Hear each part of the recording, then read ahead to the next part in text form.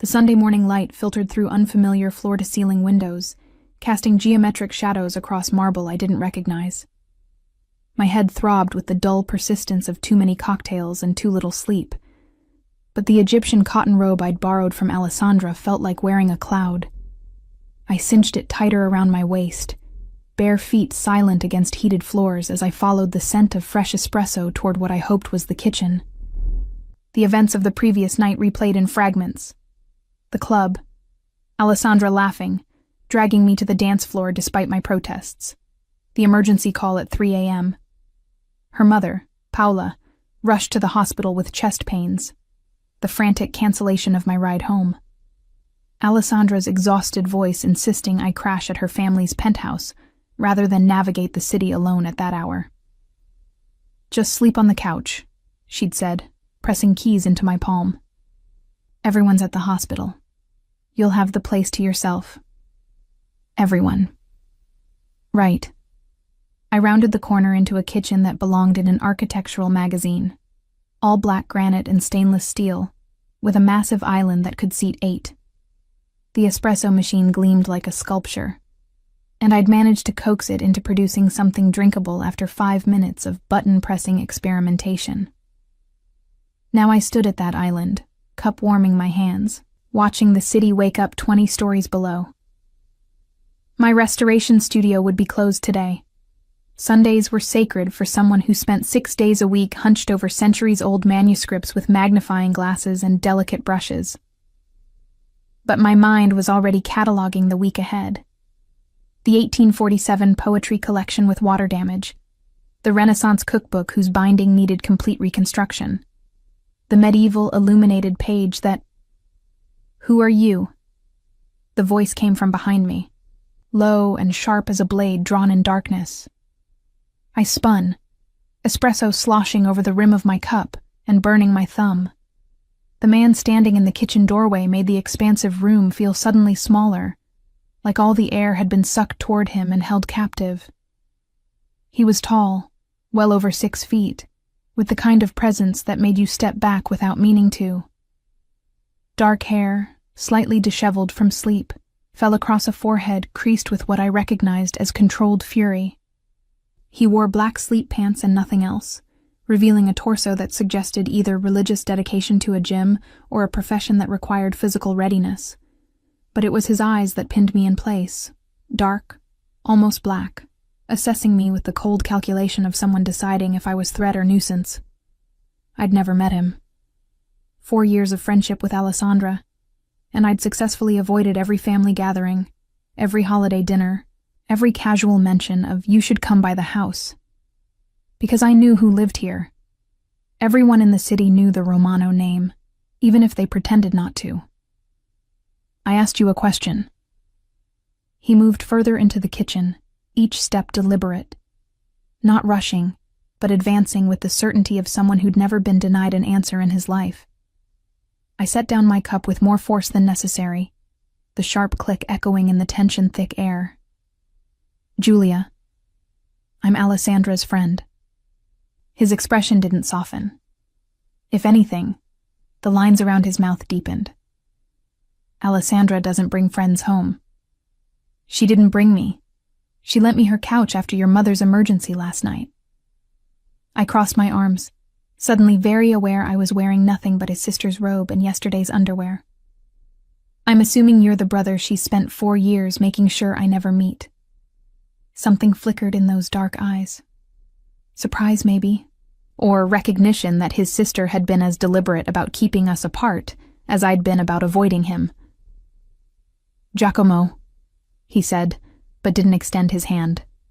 Just stood there, bare-chested and imposing, studying me like I was a puzzle with pieces that didn't quite fit the picture he'd expected. I'd heard the name whispered in certain circles. Giacomo Romano, 34 years old. Took over the family business when his father, Giuseppe, stepped back 5 years ago. The business. Everyone knew what that meant, even if the tax return said real estate development and import-export consulting. "You're wearing my robe," he said. I looked down at the charcoal silk. Alessandra said, "That's mine." Hers are in the guest suite. She gave you mine. Heat crawled up my neck, but I refused to show embarrassment. Instead, I channeled every ounce of composure I used when dealing with museum curators who questioned my restoration methods. I'll return it once my clothes are dry. Your sister insisted on washing them because apparently I smelled like a distillery. His jaw tightened almost imperceptibly. You're a drunk friend who crashes on couches? I'm a book restorer who went to one club in 6 months because her best friend guilted her into it, had 3 drinks over 4 hours, and ended up here because medical emergencies don't care about ride schedules. I picked up my espresso again, taking a deliberate sip while maintaining eye contact. And I don't crash on couches. I sleep on them when invited by people who don't want me taking the subway alone at 4 a.m. For a long moment, he said nothing. Just looked at me with that unsettling intensity, like he was reading a language I didn't know I was writing. Then he moved to the espresso machine, his shoulder brushing mine as he reached for a cup from the cabinet above my head. The brief contact sent an unwelcome jolt through my system. Pure awareness of skin and heat, and the faint scent of cedar and something darker I couldn't name. I stepped aside, putting the island between us. He prepared his espresso with the efficiency of routine, every movement economical. When he finally turned back to me, cup in hand, his expression had shifted into something I couldn't quite read. Book restorer, he repeated, as if testing the words. You work with old things. I preserve them. There's a difference. I kept my voice level, professional. This was familiar ground, explaining my work to people who didn't understand why anyone would spend months on a single manuscript. I repair damage, stabilize deterioration, and sometimes reconstruct bindings that haven't existed for centuries. You recreate what's missing. I interpret what was there and build frameworks that support what remains. The distinction mattered. I wasn't forging history. I was protecting it. He took a slow sip of espresso, watching me over the rim. Alessandra never mentioned you. We had an agreement. Her family life stayed separate from our friendship. I shrugged, aiming for casual. Easier that way. Easier for who? Both of us. I met his gaze steadily, refusing to elaborate. He didn't need to know that Alessandra had warned me, years ago, about the complicated dynamics of being a Romano. About expectations and obligations, and the weight of a name that opened doors and closed others. About her brother, specifically, and why it was better if we never crossed paths. Giacomo set down his cup with the same deliberate care I'd observed in every movement so far.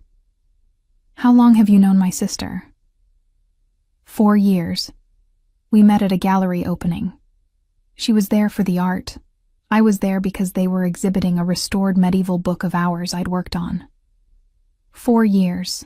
He said it like he was calculating something, running numbers that didn't add up to his satisfaction. And this is the first time you've been here. I don't make a habit of visiting friends' homes uninvited. But you're comfortable enough to help yourself to my kitchen, to my coffee, to my robe. I felt my temper stir, that part of me that emerged only when someone pushed too deliberately. Your sister offered all 3. If you have a problem with her hospitality, take it up with her. His lips curved into something that wasn't quite a smile. You have a sharp tongue for someone standing in a stranger's kitchen wearing his clothes. You have a lot of questions for someone whose sister's friend I'm supposed to be. Supposed to be, he repeated, latching onto the phrase. Interesting choice of words. I realized my mistake immediately. I am her friend. You meant you're not sure if I believe you. He moved around the island, closing the distance I'd carefully maintained. Not threatening, but deliberate. You meant you're aware that strange women don't typically appear in my home without my knowledge. My pulse kicked up, but I held my ground. Then you should improve your security. I walked right in with a key. Alessandra's key, which she gave you, during an emergency, when everyone was at the hospital. He stopped a few feet away, close enough that I had to tilt my head back to maintain eye contact. Convenient timing. You think I orchestrated your mother's health scare? Disbelief colored my voice. That's paranoid even for... I stopped myself, but not quickly enough. Even for what? His tone dropped lower, dangerous. Finish that thought. I should have backed down, should have apologized, explained, smoothed over the insult I'd nearly voiced. But something about him, about the way he looked at me like I was either lying or irrelevant, brought out a recklessness I usually kept buried under layers of professional caution and careful politeness. Even for someone with your reputation, I said quietly. I've heard the stories, Giacomo. Everyone has. But I'm not part of whatever world you inhabit. I'm a restorer who works in a studio barely larger than this kitchen, who spends her days with glue and century-old paper. I'm not a threat. I'm not even interesting enough to be suspicious of. His expression shifted again, that unreadable mask cracking just enough for me to glimpse something underneath. Not anger, something closer to intrigue. You know who I am, he said. Not a question. I know what people say. I don't know if it's true, and I don't want to know.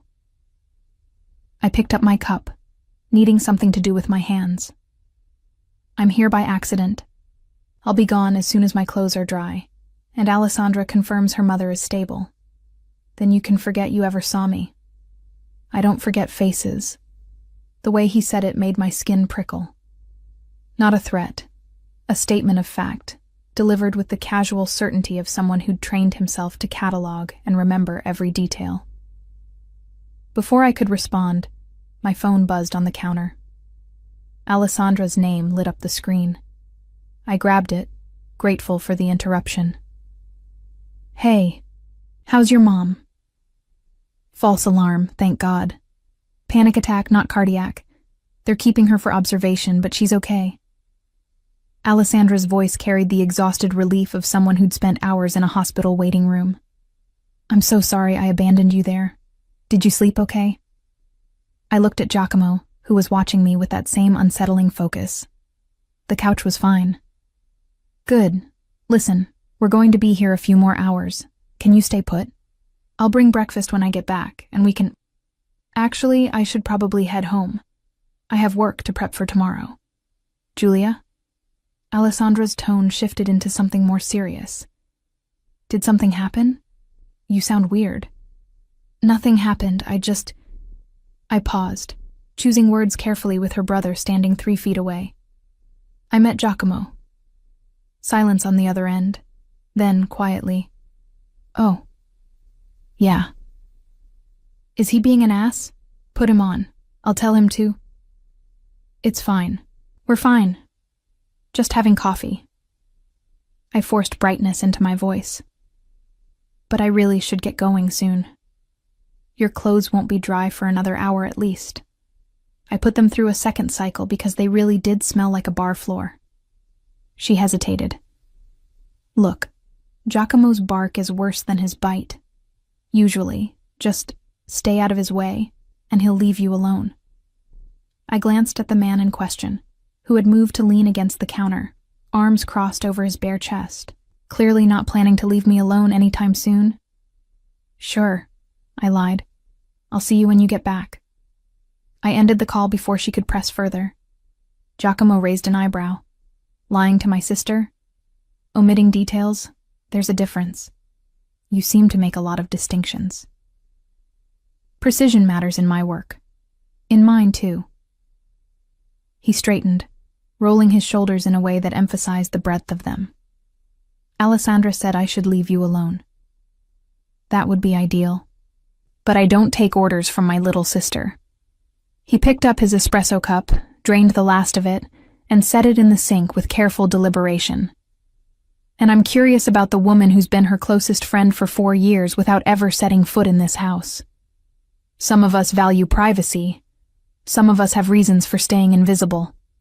He turned back to face me fully. Which is it for you, Julia? The way he said my name, rolling the syllables with precision, tasting each one, made something in my chest tighten. I'd heard my name 1,000 times, but never quite like that. Never with that particular weight. I set down my empty cup, my restoration instincts kicking in. When faced with something fragile or dangerous, the best approach was careful handling and strategic retreat. "I'm going to check on my clothes," I said, moving toward the doorway. He didn't stop me, but his voice followed me out. "The laundry room is down the hall, third door on the left." I paused, glancing back. "How did you know I didn't know where it was?" His smile was slight, knowing. "Because if you knew this house well enough to find the laundry room, you'd know better than to use my espresso machine." I walked away before he could see my reaction, my heart beating faster than it should from a simple conversation in a kitchen. Behind me I heard him move, heard water running as he rinsed his cup. Normal. Domestic sounds that felt surreal coming from a man whose reputation suggested he was anything but ordinary. I found the laundry room exactly where he'd said, the machines humming with their final cycle. Through the small window, I could see the city stretching out in morning light, steel and glass and millions of people who had no idea what it felt like to stand in Giacomo Romano's kitchen wearing his robe, feeling like prey that had accidentally wandered into a predator's territory. The machine beeped. I transferred my clothes to the dryer, started the cycle, and leaned against the warm metal, closing my eyes. 45 minutes.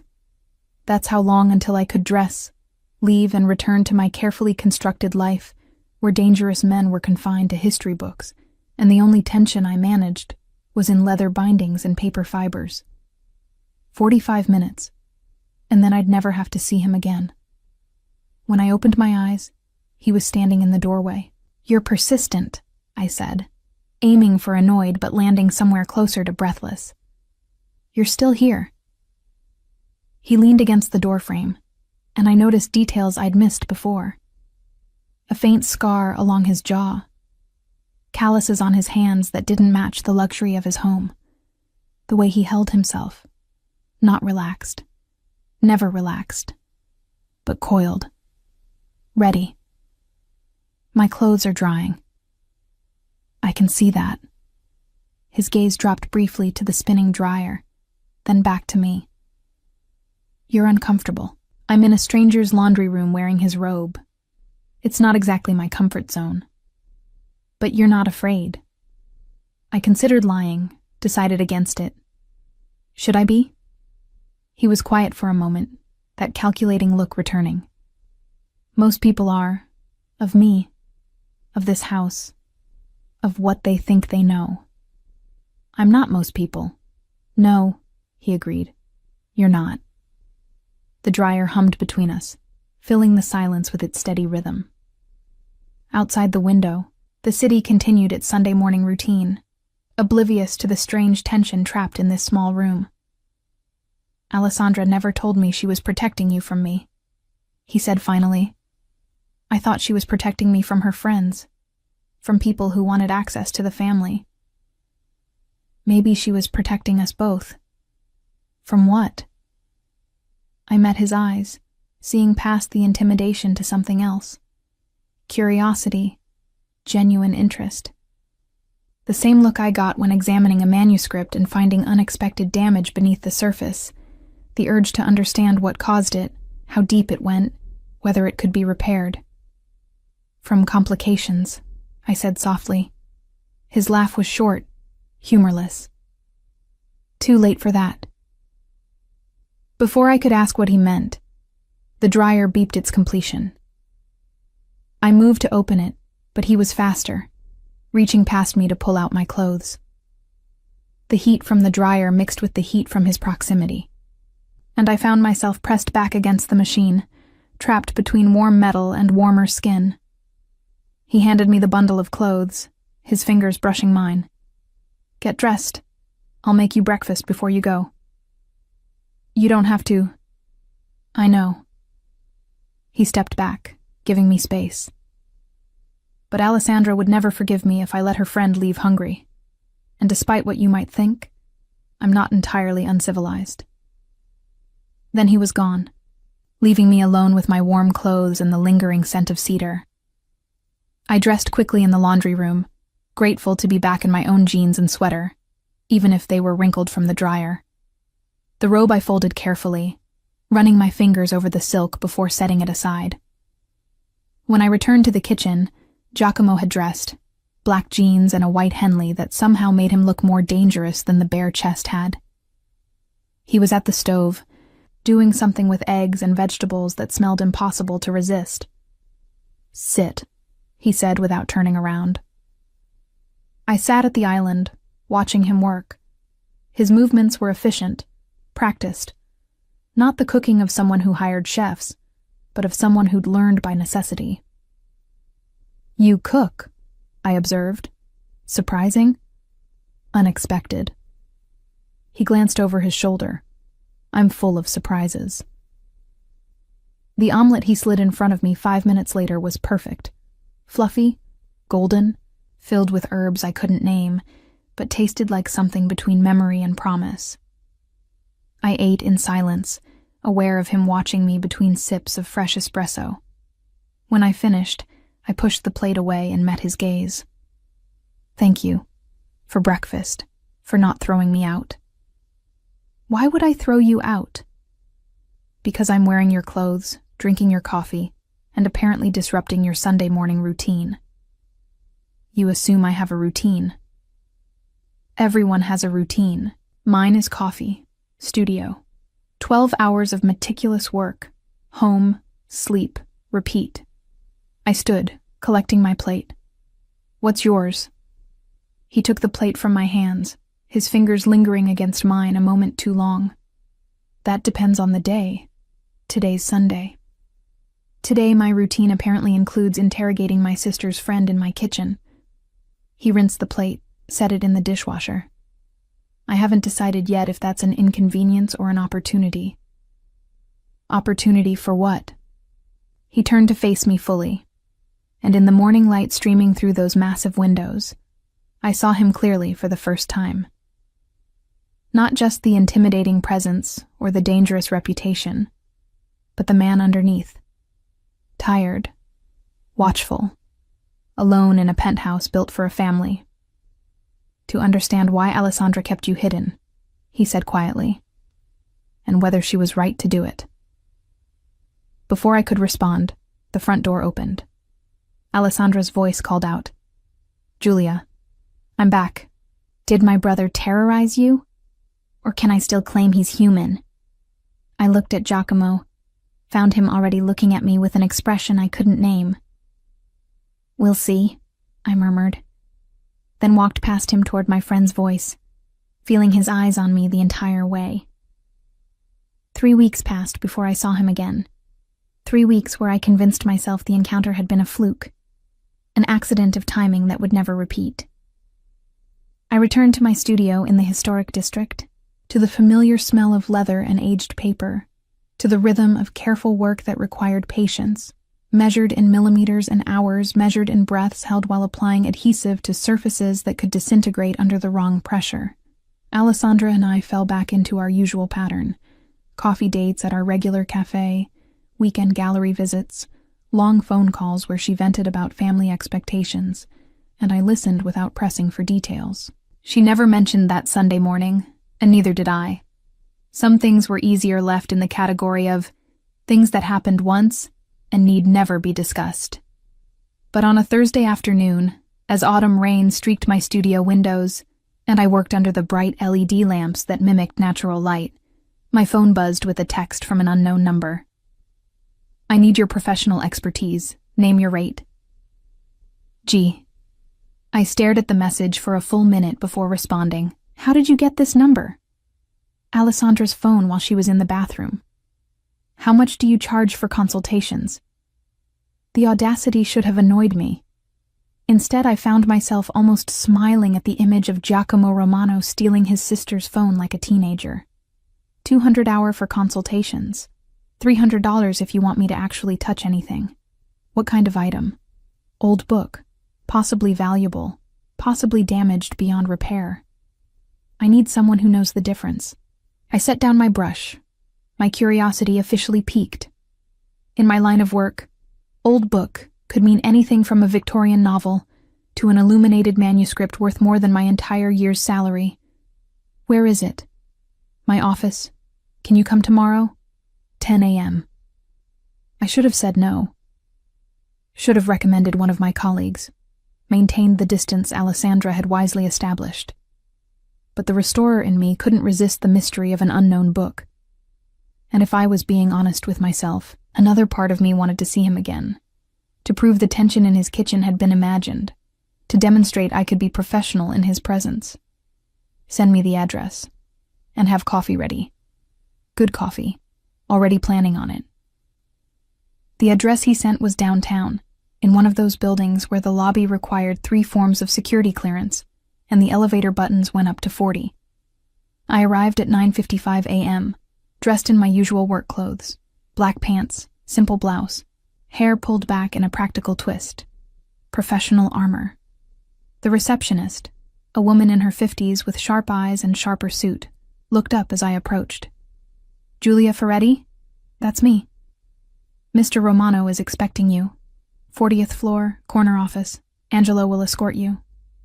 Angelo materialized from a side door, tall, built like he ate weights for breakfast, with the watchful eyes of someone trained to see threats in shadows. He didn't speak as we rode the elevator up, just positioned himself between me and the door in a way that was probably unconscious habit.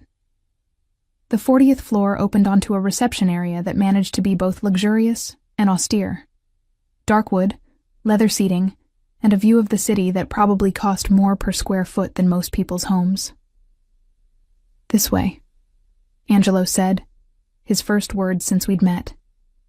His accent placed him from the south, maybe Sicily. He led me down a hallway lined with what looked like original artwork. Not reproductions, but pieces I recognized from auction catalogs. A Caravaggio sketch, a Bernini study. Either Giacomo had excellent taste or excellent advisors. The corner office at the end of the hall had floor-to-ceiling windows on 2 walls, a massive desk that looked hand-carved from a single piece of walnut, and bookshelves that made my restorer's heart skip several beats. First editions. Rare volumes. Manuscripts I could see even from the doorway were in desperate need of attention. Giacomo stood at the window, phone to his ear, speaking rapid Italian too low for me to catch. He'd exchanged Sunday morning casual for what I assumed was his working uniform. Black suit, white shirt with the top 2 buttons undone, no tie.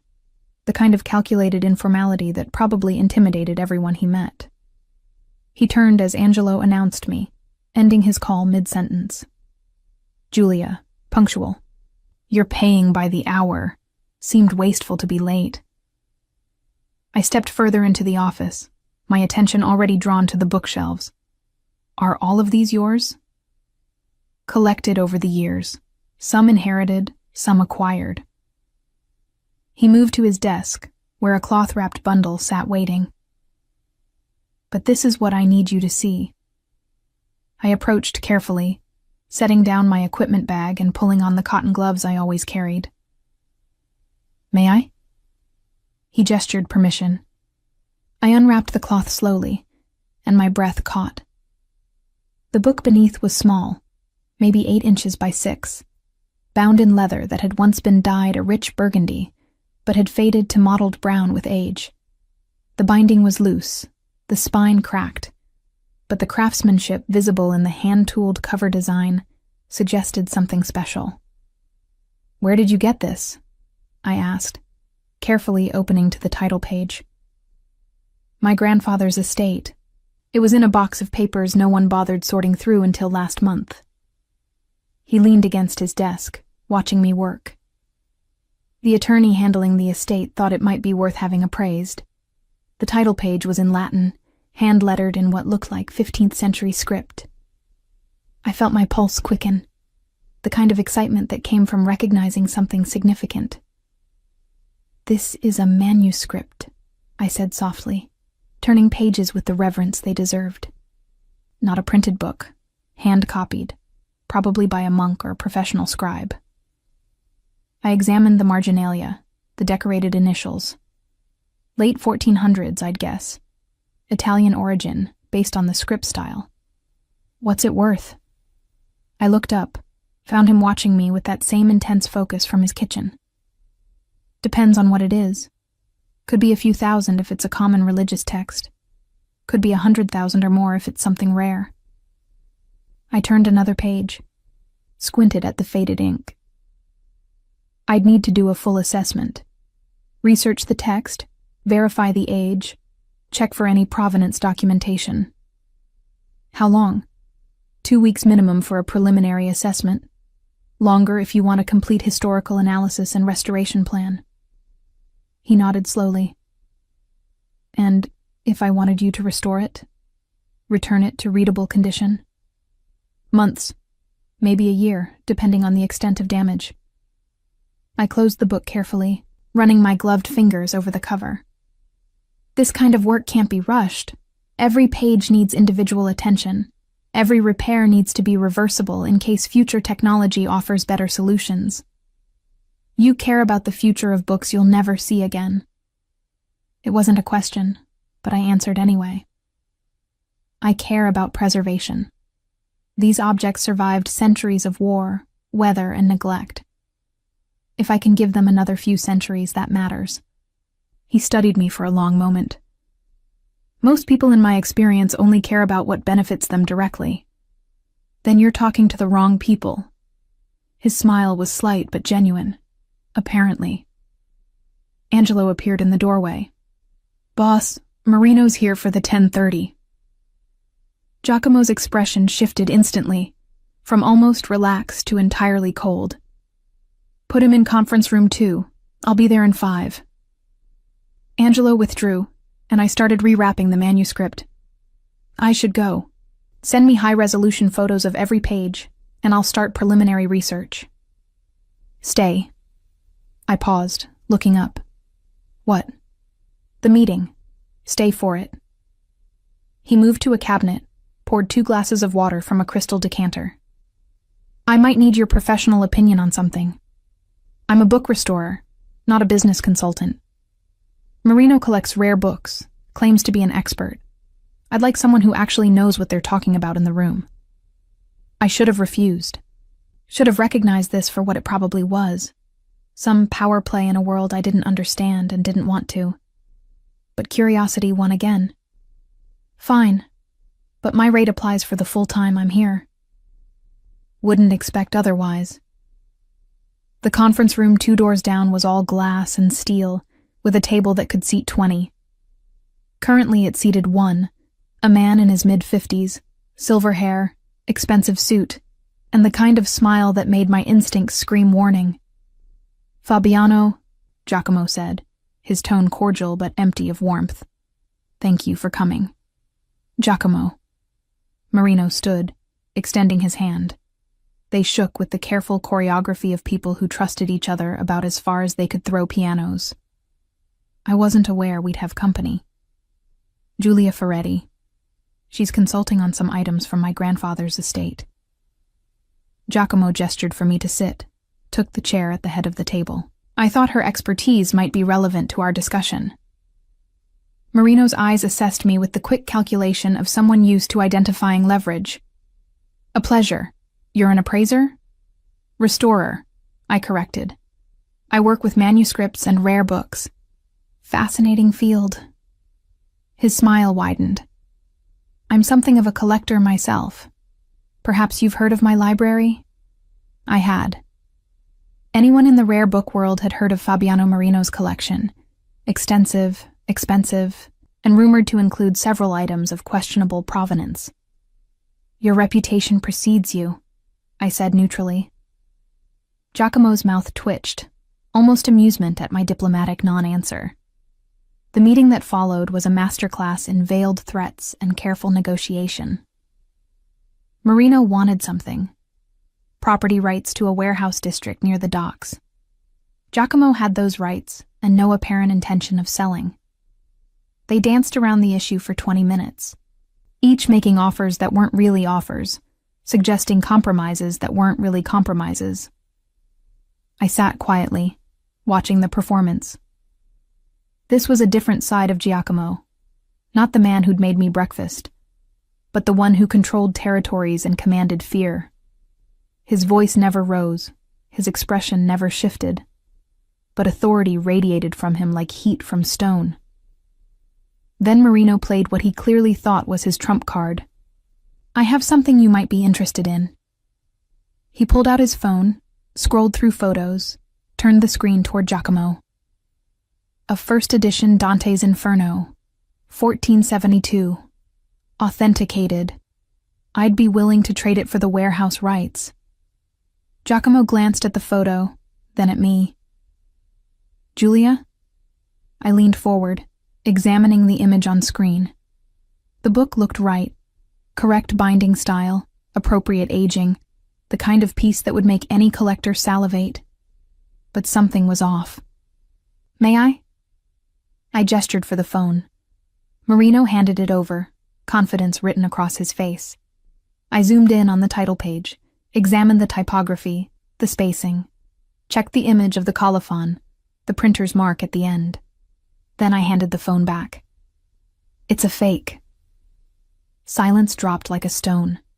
Marino's smile froze. "Excuse me?" "The typeface is wrong for Nicholas Laurenti's print shop. He used a specific font design that's documented in multiple surviving examples from that period. This is close, but not exact." I kept my voice professional, factual. "Also, the paper shows aging consistent with perhaps 200 years, not 500. Someone did an excellent job artificially distressing it, but the fiber composition is wrong for 15th century Italian paper mills." Marino's face had gone carefully blank. "You're mistaken." "I'm not." I pulled out my phone, found reference images from legitimate 1472 Dante editions. "See the difference in the letter forms? The spacing between lines? Whoever forged this was skilled, but they used modern references instead of studying actual period examples." Giacomo's expression hadn't changed, but something in his eyes had sharpened.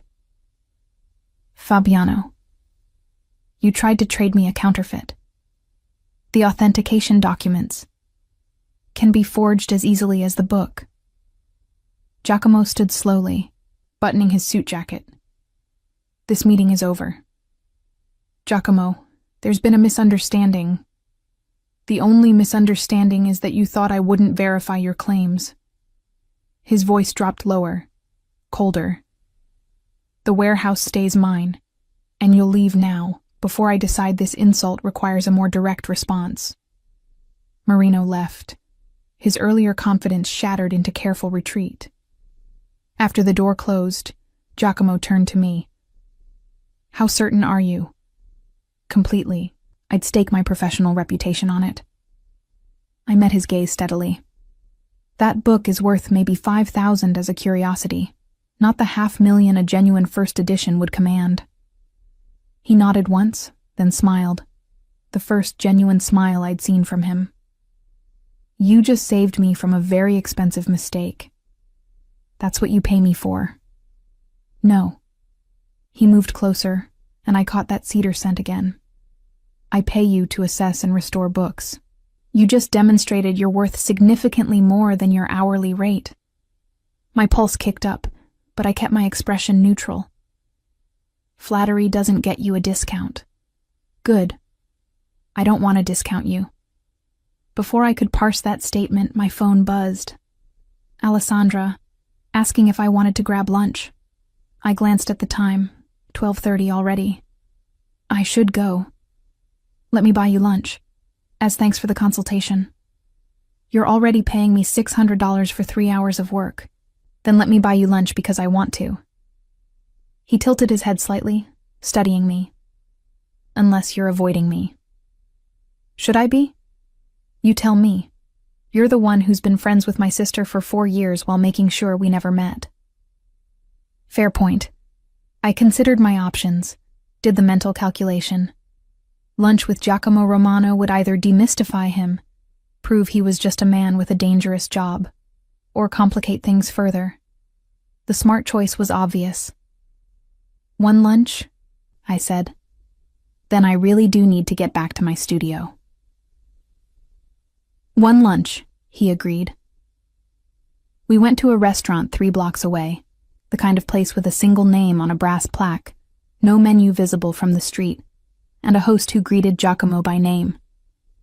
They seated us at a table by the window, brought water and bread without being asked, and disappeared with the discretion of people who understood exactly who they were serving.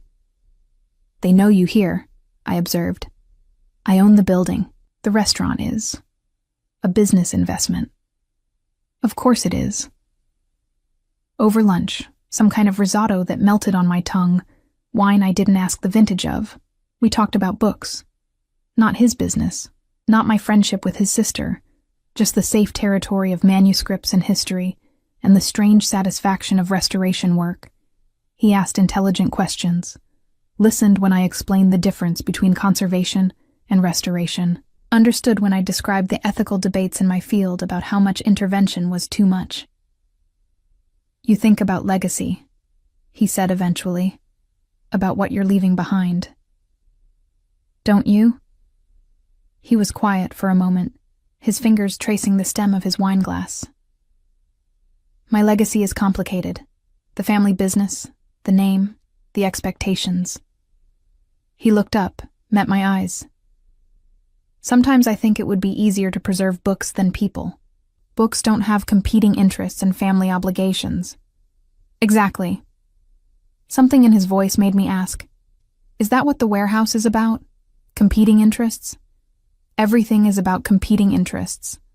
He set down his glass. Marino wants the docks because they're profitable. I keep them because letting him have them would signal weakness. It's a game where the rules are unwritten and the stakes are always higher than they appear. Sounds exhausting. It is. He smiled slightly. Which is why having lunch with someone who cares more about fiber composition than territorial disputes is refreshing. I'm not that boring. I didn't say boring. I said refreshing. His gaze held mine. There's a difference. My phone buzzed again. Alessandra following up. Where are you? Thought we were doing lunch. I typed back quickly. Got caught up with work. Rain check? Her response came immediately. You never get caught up with work. You're the most punctual person I know. What's going on? I set down my phone without answering. Giacomo had noticed. My sister, wondering where I am. Are you going to tell her that I'm having lunch with you? Should I? He considered this. She'll find out eventually. Alessandra has a talent for extracting information. Then she can extract it. I'm not lying, but I'm not volunteering details either. Diplomatic. Practical. She kept us apart for a reason. I'm not eager to explain why I'm ignoring that wisdom. And why are you? He leaned forward slightly. Ignoring it. I should have had an answer ready. Should have prepared some professional justification, some practical reason. Instead, I found myself being honest. Because you're more interesting than I expected. And because I spent 4 years avoiding you based on stories. And I'm curious if the reality matches the reputation. And does it? I don't know yet. You made me breakfast and bought me lunch. Hard to be terrified of someone who feeds me. His laugh was genuine, surprising. That's your metric? Whether I'm dangerous depends on whether I've provided meals. It's as good a metric as any. We finished lunch, and he walked me back toward my studio. 2 blocks from my building, we passed a bookstore, one of those rare places that still sold actual antiquarian volumes, instead of coffee table books and bestsellers. I paused at the window, caught by a display of medieval manuscripts, facsimiles probably, but beautifully done. You want to go in? Giacomo observed. I always want to go in. I practically live in places like this. I glanced at him. But you probably have actual work to get back to. My afternoon is clear until 4. He pushed open the door, holding it. After you. We spent an hour in that bookstore. He watched me examine volumes, listened to me explain why certain bindings mattered, asked questions that showed he was actually absorbing the information. The owner recognized both of us, me from frequent visits, him from reputation, and left us alone to browse. "You're happy here," he said as we left, my arms full of 3 volumes I absolutely didn't need but couldn't resist. More than in restaurants or offices. Books don't judge me. Neither do I. I looked at him, found his expression serious. "Don't you? Earlier you thought I was suspicious, a threat hiding in your kitchen." "I thought you were unexpected. I've since revised my assessment." "To what?" "Complicated." He took the books from my arms, carrying them despite my protests. In a way I didn't anticipate and don't quite know what to do with. We'd reached my studio, a converted warehouse space I shared with 2 other restoration specialists. The afternoon light slanted through high windows, illuminating dust motes and the familiar chaos of my work table. Giacomo set down my books, taking in the space. "This is where you work." 5 days a week, sometimes 6, sometimes 7 if I'm on a deadline. I hung up my jacket, suddenly aware of how humble my studio looked compared to his office. But I refused to apologize for it. This was mine, built on skill and persistence, not inherited or intimidated. He moved to my work table, examining the manuscript I'd left partially disassembled. "What is this?" 15th century Book of Hours, private commission. The owner's great-grandmother brought it from France, and 3 generations of neglect nearly destroyed it. I joined him, pointing out the damage. "See how the binding's completely separated? And the water staining on these pages. Can you fix it?" "I can stabilize it. Return it to usable condition. But the water damage is permanent. I can only prevent it from getting worse." He was quiet, studying the delicate pages. When he looked up, his expression had softened into something I couldn't quite identify. "You really do care about these objects. They're pieces of history. Someone took the time to create this, to write out prayers by hand, to decorate margins, to bind it in leather they probably cured themselves. That matters. Even though it's broken, especially because it's broken, nothing worth preserving stays perfect." The words hung between us, loaded with meanings I hadn't intended but couldn't take back. Giacomo checked his watch, and I saw the shift back into businessman. "I should go. I have that 4 o'clock." "Of course." I walked him to the door. "Thank you for lunch." "Thank you for saving me from Marino's fake Dante." At the threshold he paused. "Julia?" "Yes?" "I'm going to see you again. Not for work, not because of Alessandra, because I want to." My heart kicked against my ribs. That's probably not a good idea. Probably not. He smiled, dangerous and honest. But I stopped caring about good ideas when you walked into my kitchen wearing my robe. Then he left, and I stood in my studio doorway, watching him disappear down the street with his security trailing at a discreet distance. My phone buzzed. Alessandra. Persistent. "Seriously, where did you disappear to? You're being weird." I stared at the message, then at the 3 books Giacomo had carried for me, now stacked on my table beside the manuscript I was restoring. "Complicated," he'd said. He had no idea. The manuscript from Giacomo's grandfather turned out to be something extraordinary. I'd spent 2 weeks researching, cross-referencing, consulting with colleagues across Europe.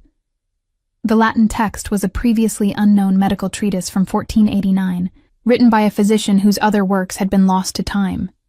If authenticated, and I was 90% certain of the attribution, it would be worth somewhere in the range of 200,000 euros. I drafted my preliminary report, included photographs and analysis, and sent it to his email on a Wednesday afternoon. Within an hour, my phone rang. "You're sure about this?" His voice carried excitement barely restrained. "Unknown treatise? Museum-worthy? Assuming the carbon dating confirms the age, yes. This is significant, Giacomo. Not just valuable, historically important. When can you start restoration? I'd been preparing for this question. I can't. Not right now. Silence. Then carefully. Why not? I'm booked through next spring with other projects. Some of them are institutional commissions I can't defer. The earliest I could start on your manuscript is May. That's 7 months away. I know, I'm sorry. I can recommend other restorers who specialize in this period. No. Flat. Final. If you can't do it now, I'll wait. But I want you.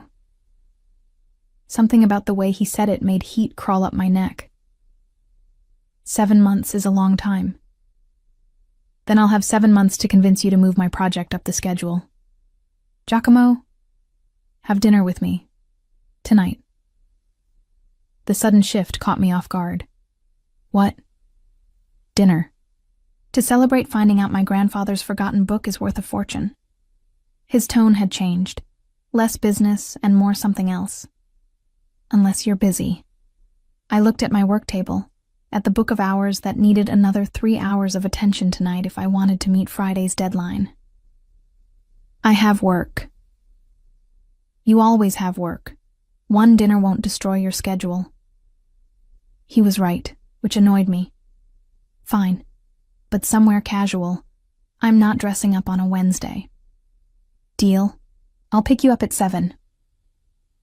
He hung up before I could argue the logistics. At 6:45, I was still in my studio, cursing my inability to say no while trying to make my work clothes look intentional rather than haphazard. Black pants, silk blouse, hair down instead of pulled back. The best I could manage without going home to change. At 6:58, a sleek black car pulled up outside. Not a driver, Giacomo himself behind the wheel, which surprised me. He stepped out wearing dark jeans and a charcoal sweater that probably cost more than my monthly rent, but at least wasn't the full suit armor. You look good, he said, as I slid into the passenger seat. You look like you're trying not to look like yourself. His smile flashed. Is it working? Not even slightly. You still radiate danger and expensive cologne. The cologne is bergamot and cedar, and I'll take danger as a compliment. He drove us to a restaurant in the old district. Stone walls, candlelight, the kind of intimate space where conversations stayed private.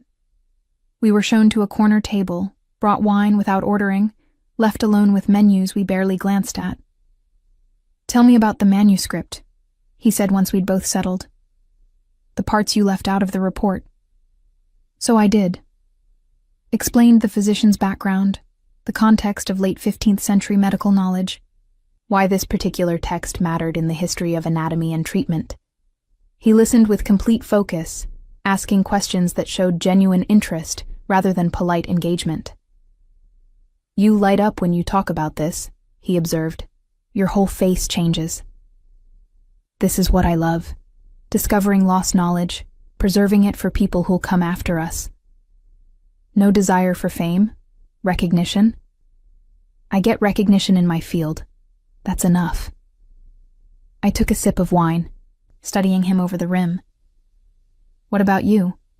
You inherited this empire. Did you want it? His expression shifted, became more guarded. One is complicated when you're born into expectations. That's not an answer. No, he agreed. It's not. We ordered food that arrived in careful courses. Between bites, the conversation drifted to safer topics, books we'd read, places we'd traveled, the strange satisfaction of work done well. He told me about his sister's relentless matchmaking attempts, her insistence he needed to settle down with someone suitable. Suitable, I repeated. What does that even mean? Someone from the right family, the right background, someone who understands the business and won't ask uncomfortable questions about how wealth gets made and maintained. Sounds romantic. His laugh was bitter. Romance isn't typically part of these arrangements. But you've avoided them so far. I have. He leaned back, wine glass in hand, much to my father's frustration. Giuseppe retired 5 years ago expecting me to follow tradition, take over the business, make a strategic marriage, produce heirs. I've managed 2 out of 3. No heirs, no marriage. His gaze held mine. No one suitable has appeared. Something in his tone made my pulse quicken. Giacomo, 3 weeks ago, you walked into my kitchen wearing my robe, drinking my coffee, completely unafraid despite knowing who I am. You saw through Marino's fake in 30 seconds. You talk about paper fibers and binding techniques with more passion than most people discuss anything. He set down his glass. You're the most unsuitable woman I've ever met, and I can't stop thinking about you. I should have expected this, should have seen it building through lunches and bookstore visits, and the way he looked at me when he thought I wasn't paying attention. But hearing it stated so baldly still stole my breath. I'm your sister's best friend. I'm aware. We're from completely different worlds. Also aware. This is a terrible idea. The worst. He reached across the table, his fingers finding mine. Tell me you haven't thought about it. About us. I couldn't. Because I had thought about it, in those unguarded moments between sleep and waking, in the middle of restoration work when my mind wandered, in every conversation where his intensity made me feel seen in ways I'd never experienced. But wanting something didn't make it wise. I don't fit into your life, Giacomo. I work in a converted warehouse. I drink cheap wine and eat last night's pasta for lunch. I can't walk into galas and charity events and act like I belong in rooms full of people who measure worth in bloodlines and bank accounts. I'm not asking you to fit into anything. I'm asking if you feel what I feel when we're together. The rest, he gestured vaguely, is logistics. Logistics built on family obligations and business connections, in a world where people like Marino try to cheat you with fake manuscripts. I pulled my hand back. I've watched Alessandra navigate that pressure her whole life. I know what it costs. Then let me be clear about what I'm proposing. His voice dropped lower, more intense. Not marriage, not some strategic arrangement. Just time. Us. Seeing where this goes without the weight of expectations. Your family is my problem, not yours. He leaned forward. Julia, I've spent 15 years making calculated decisions, weighing consequences, choosing duty over desire. For once, I want to choose something because I want it. Because you make me remember there's more to life than territory and tradition. The raw honesty in his voice cracked something in my carefully maintained walls. And when it gets complicated, when your world collides with mine, then we deal with it together. I wanted to believe him, wanted to ignore every warning sign and lean into the gravitational pull he seemed to exert on my common sense. I need to think, I said finally. This isn't a decision I can make over dinner. Fair enough. He signaled for the check. Take your time. But Julia, I'm patient when something matters. And you matter. He drove me back to my studio, walked me to the door despite my protests that it wasn't necessary. Under the streetlight, he looked younger somehow, less the intimidating businessman, and more just a man hoping for an answer he wanted. I mean it, he said. No pressure. Think about what you want, not what you think you should want. Then he left, and I climbed to my studio, my mind spinning through implications and possibilities, and the memory of his hand covering mine. I called Alessandra before I could talk myself out of it. Hey, she answered, sounding distracted. What's up? I need to tell you something, and you're going to be angry. Her attention sharpened. What did you do? I've been seeing your brother, not seeing exactly, but spending time with. He hired me to assess a manuscript, and then we had lunch, and then dinner tonight. And, wait, what? Her voice rose. Giacomo? My brother Giacomo? How many brothers do you have? One is more than enough. I heard her moving, a door closing. Are you serious right now? When? How? Why didn't you tell me? It just happened. Started happening. After that Sunday, I stayed over. I paced my studio, phone pressed to my ear. He found my number, asked me to look at a book, and it spiraled from there. She was quiet for a long moment. When she spoke again, her voice had gone flat. He asked you out. He did. And you said yes. Eventually. Julia. She sounded tired.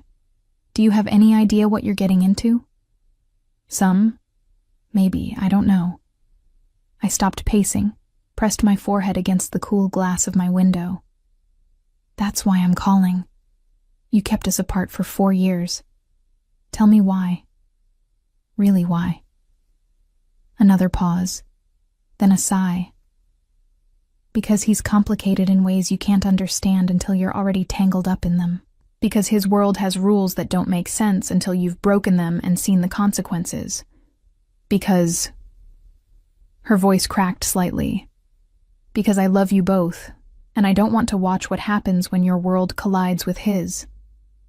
He said the same thing, about logistics.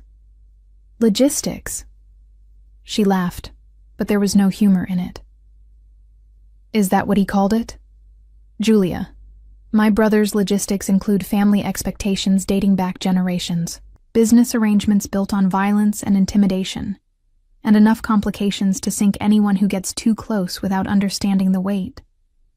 He said he wants me anyway, despite all of that. Of course he does. You're brilliant and genuine and everything he's never had in his carefully controlled life. You're exactly the kind of complication he'd choose. Her tone softened. But that doesn't mean it's safe for you.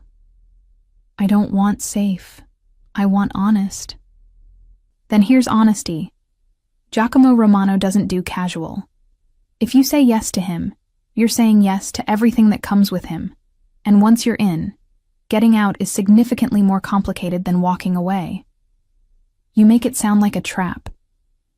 Not a trap. A choice with consequences. I just want you to make it with your eyes open. We talked for another hour. Alessandra filling in details about her family's business, about the pressure Giacomo had been under since taking over, about the arranged marriage their father had been pushing, about Giacomo's track record with relationships, brief, strategic, carefully contained. He's never brought anyone around the family, she said. Never introduced us to anyone who mattered. If he's serious about you, Julia, it means something. I'm just not sure what yet. After we hung up, I stood at my window for a long time, watching the city lights blur in the distance. The smart choice was clear. Thank Giacomo for the dinner, maintain a professional relationship around the manuscript, and return to my carefully ordered life, where the biggest risk was accidentally damaging a centuries-old page. The other choice, the one that made my heart race and my common sense scream warnings, was to say yes. To see where this strange connection led, consequences be damned. I didn't sleep that night. Instead, I worked on the Book of Hours, my hands moving through familiar motions while my mind raced through scenarios and outcomes. By dawn, I'd made my decision. I texted him at 7 a.m. One condition. When this gets complicated, not if, when, you don't hide me from the complications. I'm in this with eyes open or not at all. His response came within minutes. Deal. Have dinner with me tonight. Somewhere we can actually talk about what this means. Not dinner. Come to my studio at noon. I'll make lunch. If we're doing this, you see my world too. I'll be there. At exactly noon, he knocked on my studio door. I let him in, gestured to the makeshift kitchen area where I'd set up lunch. Nothing fancy, just pasta and salad and bread from the bakery down the street. This is your world, he said, looking around at my workspace with its careful chaos of tools and books and works in progress. This is my world. No pretense, no expensive wine, no strategic seating arrangements. Just work and food and honesty. We ate at my work table, pushed to make room for plates. And between bites, we negotiated. What we wanted, time together, honesty, the freedom to see where this connection led. What we needed, boundaries with Alessandra, discretion around his business, understanding that my work came first just as his did. What we feared, his family's reaction, the inevitable collision of our different worlds, the possibility that wanting something wasn't enough to make it work. I can't promise this will be easy, he said, pushing his empty plate aside. My life comes with complications you haven't seen yet. And my life comes with a complete inability to compromise on my work and a stubborn streak that drives most people crazy. I met his eyes. But I want to try. If you're willing to be patient with me learning to navigate your world, then we have a deal. He extended his hand across the table, formal and slightly ridiculous in the context. I took it, felt the warm grip that sealed something neither of us fully understood yet. One more thing, I said. We tell Alessandra together. I don't want her finding out from someone else or feeling like we went behind her back more than we already have. He nodded. This weekend, we'll take her to dinner and explain. What we didn't know, as we shook hands over lunch in my studio, was that Alessandra had already set something in motion that would complicate things far beyond what either of us had anticipated. Alessandra took the news better than I'd feared, and worse than I'd hoped. We met at a quiet restaurant Saturday evening, neutral territory where no one had home advantage. She arrived 15 minutes late, which I recognized as a power move. Her brother recognized it too, if the slight tightening around his eyes was any indication. So, she said, settling into her chair and immediately ordering wine. You're dating. My best friend and my brother are dating. We're seeing where things go, I corrected carefully. That's just dating with commitment issues. She looked between us, her expression unreadable. How long has this been happening without me knowing? 3 weeks, Giacomo said, since I asked her to assess the manuscript. 3 weeks. And you're telling me now because we wanted to be sure it was something before making it your problem, I said. And because I didn't want you hearing it from someone else. She studied me for a long moment, then sighed. You're serious about this, both of you. It wasn't a question, but Giacomo answered anyway. Yes. Then I have something to tell you both, something I did before I knew about this development. She took a long drink of wine.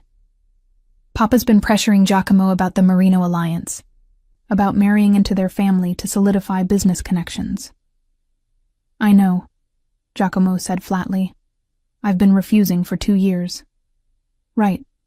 But 2 weeks ago, after the Fabiano situation, Papa got more insistent, said you were making enemies instead of allies, that your refusal to marry was becoming a liability. She looked at me apologetically. I panicked. I told him you were already seeing someone seriously, that an announcement was imminent. My stomach dropped. Alessandra, what? I thought I was buying time. I figured you'd date some society woman eventually, and I could claim I'd been talking about her. She grimaced. I didn't know you were actually with Julia. Giacomo had gone very still. What exactly did you tell him?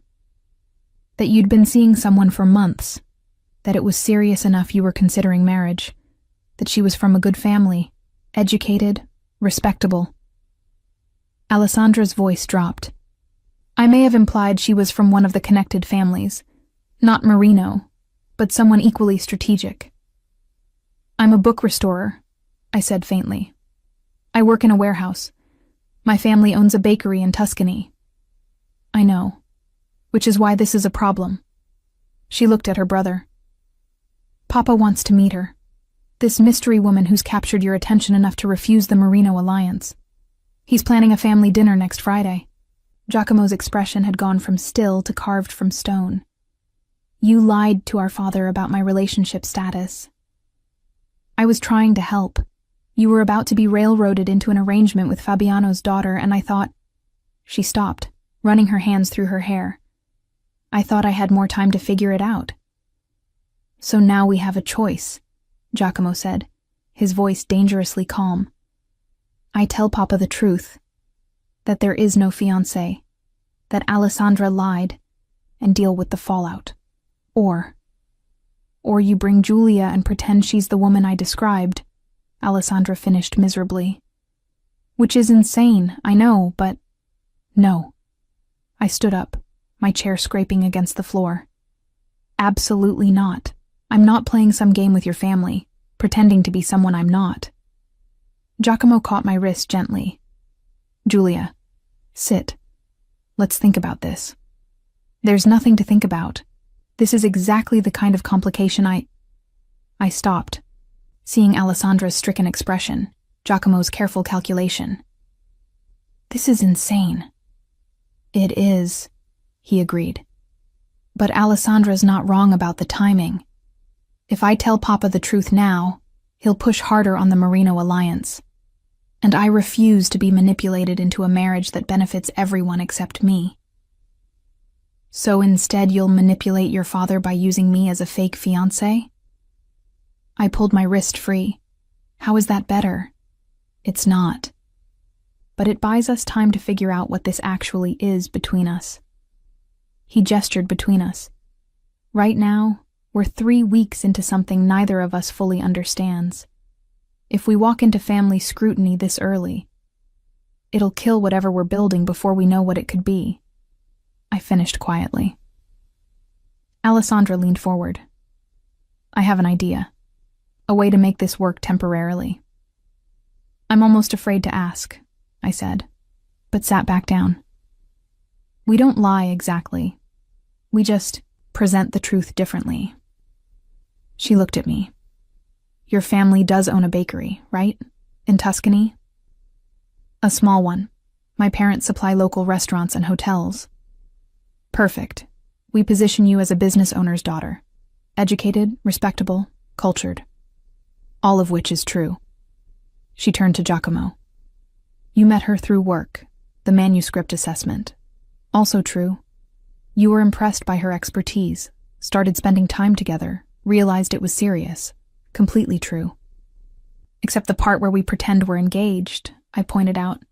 We don't have to go that far, just dating seriously. Let Papa draw his own conclusions about where it's heading. Alessandra was warming to her idea. One dinner. You meet the family, make a good impression, and then we have time to either make this relationship real enough to withstand scrutiny, or end it quietly before anyone gets hurt. I looked at Giacomo. You're actually considering this. I'm considering whether 6 months of fake relationship is better than 20 years of real misery in a strategic marriage. He met my eyes. I'm also considering that if we do this, if you agree to one dinner, one performance, you'll be giving me something no one else has. A choice about my future. That's not fair. You're making this about noble sacrifice when it's really about manipulation and lies. You're right. It's not fair. He didn't look away. But I'm asking anyway. One dinner. Meet my family. Let them think we're serious. And buy us time to figure out if we actually want to be. I should have said no. Should have walked away from the entire mess. Gone back to my studio and my manuscripts and my uncomplicated life. But I looked at Alessandra's guilty desperation, at Giacomo's careful control hiding what I'd learned to recognize as vulnerability, and felt my resistance crumbling. One dinner, I said finally. But we do this my way. I don't lie about who I am or where I come from. If they ask about my family, I tell them the truth. No pretending to be society or connected or anything I'm not. Agreed, Giacomo said immediately. And after this dinner, we reevaluate. If it's too complicated, if your family becomes a problem, we end this before it gets worse. Fair. And you owe me, I added, pointing at Alessandra. You owe me so much gelato and wine, and listening to me complain about my problems without making them about your family for at least a year.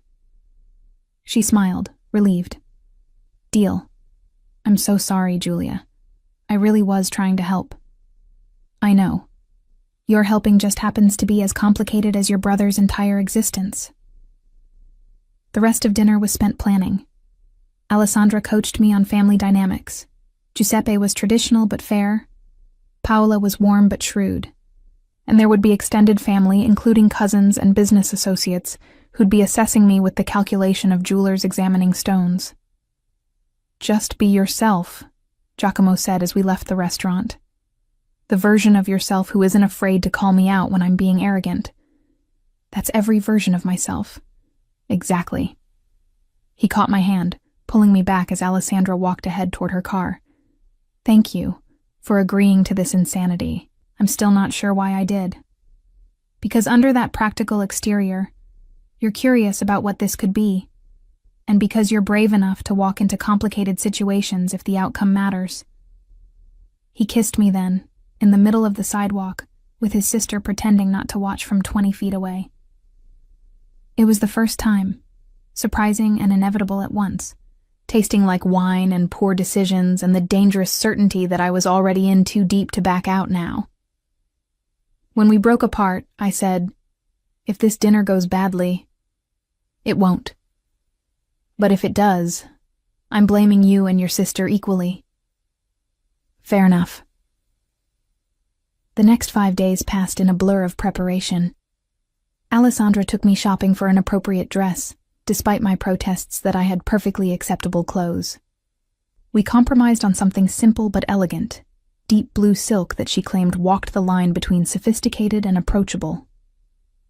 Giacomo checked in daily, asking if I was okay, if I needed anything, if I wanted to back out. Each time I considered saying yes, considered ending this before the dinner that would seal us into whatever came next. But each time, I thought about the way he looked at me when I explained restoration techniques, the way he listened like my words mattered, the way he'd held my hand in his office and said I was complicated in ways he didn't know what to do with. So I said no. I wouldn't back out, and prepared myself to walk into the Romano family dinner like I belonged there. Friday evening arrived too quickly. Giacomo picked me up at 6, looking devastating in a dark suit that made his eyes even more intense. "You're nervous," he observed as I slid into his car. "I'm terrified. There's a difference. You faced down my interrogation in my kitchen wearing nothing but a robe. You exposed Marino's fraud in front of him. You can handle my family. Your family thinks I might marry you someday, slightly higher stakes than manuscript authentication." He reached over, took my hand. "If anyone makes you uncomfortable, we leave. No questions, no explanations. We just go. You can't leave your family dinner because someone made me uncomfortable. Watch me." The certainty in his voice steadied something in my chest. The Romano family estate was in the hills outside the city, a sprawling villa that managed to be both fortress and home. Security at the gates recognized Giacomo's car, waved us through without stopping. "You grew up here," I said, taking in the manicured grounds. "Until I moved to the city penthouse 5 years ago. My parents still live here. Alessandra has an apartment in the guest house." He pulled up to the main entrance. "Ready?" "Not even slightly." "Perfect. Me neither."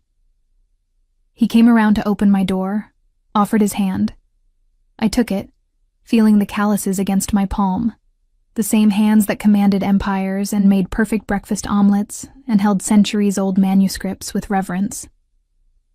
Giuseppe and Paola Romano waited in the entrance hall, him tall and silver-haired with Giacomo's same intensity, her elegant and warm with Alessandra's smile. Behind them stood what appeared to be half of extended family, and several people I assumed were business associates. "Papa, Mamma," Giacomo said, his hand firm at the small of my back. "This is Giulia Ferretti." I extended my hand, channeling every ounce of confidence I'd learned from years of presenting restoration proposals to skeptical museum boards. "It's a pleasure to meet you both. Thank you for inviting me." Giuseppe's handshake was testing, not crushing, but firm enough to gauge strength. "Ferretti," From Tuscany? My family owns a bakery outside Florence. Small operation, but we've supplied regional restaurants for 3 generations. Honest work. He studied me with the same assessing look his son had perfected. And you're a restorer. Books and manuscripts. Yes, I specialize in medieval and Renaissance texts, though I work with volumes from any period that need attention. Paola stepped forward, taking both my hands in hers. And you've been seeing our stubborn son for how long? 3 months, I lied smoothly, using Alessandra's timeline. We met when he asked me to assess a manuscript from his grandfather's estate. 3 months and we're only meeting you now? Paola shot her son a look. Giacomo, you're terrible at sharing good news. I wanted to be sure Giulia could tolerate the family before subjecting her to full Romano scrutiny, he said dryly. Smart man. Paola linked her arm through mine, leading me toward what appeared to be a formal dining room. Come, tell me everything. Giacomo's been impossible about details. The dinner was exactly as complicated as I'd feared. 20 people at a table that gleamed with crystal and silver, courses that kept coming, and conversation that danced around business and family and subtle assessments of my suitability. I answered questions honestly, about my work, my family, how I'd met Giacomo. I asked questions too, showing interest in the family business ventures that were legitimate, steering conversations away from areas I didn't want to explore. And through it all, Giacomo stayed close. A hand at my back when we moved between rooms. A slight smile when I held my own against his cousin's probing questions about restoration ethics. A look that said you're doing perfectly when I caught his eye across the table. By dessert, I'd charmed Paola, earned Giuseppe's grudging respect, and won over most of the extended family. Only Angelo, Giacomo's head of security, who I recognized from his office, watched me with continued wariness. After dinner, Giuseppe pulled Giacomo aside for private conversation. I found myself on the terrace with Paola and Alessandra, looking out over city lights in the distance. You're good for him, Paola said suddenly. I haven't seen Giacomo this relaxed in years. We're still getting to know each other, I said carefully. But you're serious about him. I can see it. She patted my hand. Good. He needs someone who doesn't want him for his name or his money. Someone who sees the man underneath all the complications. Guilt twisted in my chest, because I did see that man. But she didn't know the relationship was less than a month old and built on her daughter's well-intentioned lies. When Giacomo returned, his expression was unreadable. Papa wants to meet with you tomorrow. Just you. Why? To discuss your intentions regarding his son, I imagine.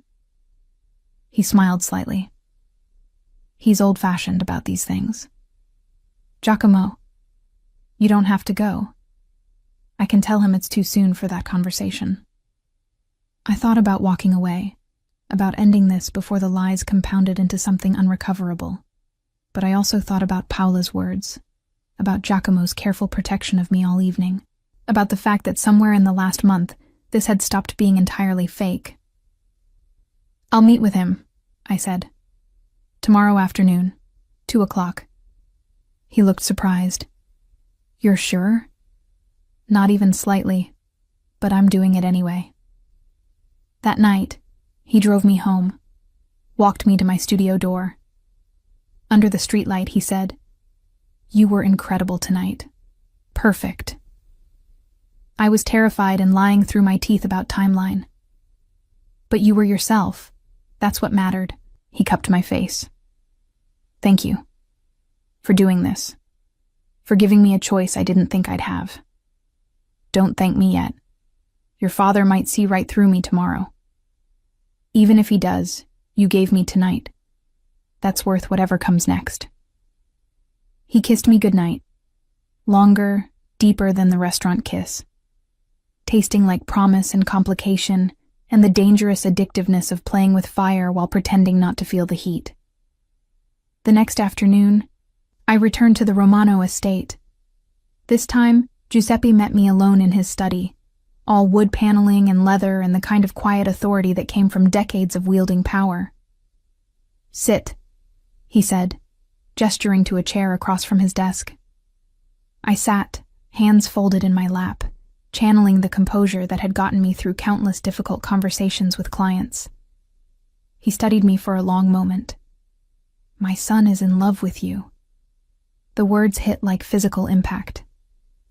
"Sir, I don't think..." I've known Giacomo for 34 years, raised him, trained him, watched him become the man he is, and I've never seen him look at anyone the way he looks at you. Giuseppe leaned back in his chair. "So I have one question. Are you in love with him?" Truth. That's what he was asking for. Not timeline, not pretense, just the one thing that mattered. "I'm falling," I admitted quietly. "I didn't plan to. But yes, I'm falling in love with your son." He nodded slowly. "Then I'll be direct. My world, my family's business comes with complications, dangers, expectations. If you commit to Giacomo, you commit to all of it. Can you handle that?" "I don't know," I said honestly. "I'm still learning what all of it means, but I'm willing to try if he is." "Good, because my son deserves someone brave enough to try rather than someone convenient enough to fit." He stood, extending his hand. "Welcome to the family, Julia, officially or otherwise." I shook his hand, feeling the weight of what I'd just agreed to settle onto my shoulders like one of my centuries-old manuscripts, precious, fragile, requiring careful handling to preserve. When I left that study, I texted Giacomo. "Your father is terrifying, and I think he likes me.